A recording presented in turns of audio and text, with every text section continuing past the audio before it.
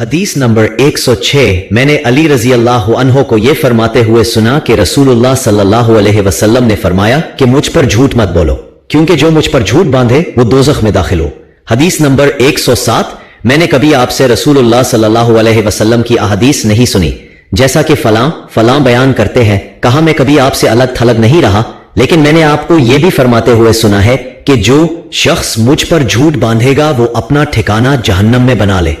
حدیث نمبر 108 مجھے بہت سی حدیثیں بیان کرنے سے یہ بات روکتی ہے کہ نبی کریم صلی اللہ علیہ وسلم نے فرمایا کہ جو شخص مجھ پر جان بوجھ کر جھوٹ باندھے تو وہ اپنا ٹھکانہ جہنم میں بنا لے۔ حدیث نمبر 109 میں نے رسول اللہ صلی اللہ علیہ وسلم کو یہ فرماتے ہوئے سنا کہ جو شخص میرے نام سے وہ بات بیان کرے جو میں نے نہیں کہی تو وہ اپنا ٹھکانہ جہنم میں بنا لے۔ حدیث نمبر 110 وہ رسول اللہ صلی اللہ علیہ وسلم سے کہ اپنی اولاد کا میرے نام کے اوپر نام رکھو مگر میری کنیت اختیار نہ کرو، اور جس شخص نے مجھے خواب میں دیکھا تو بلا شبہ اس نے مجھے دیکھا، کیونکہ شیطان میری صورت میں نہیں آ سکتا، اور جو شخص مجھ پر جان بوجھ کر جھوٹ بولے وہ دوزخ میں اپنا ٹھکانہ تلاش کرے۔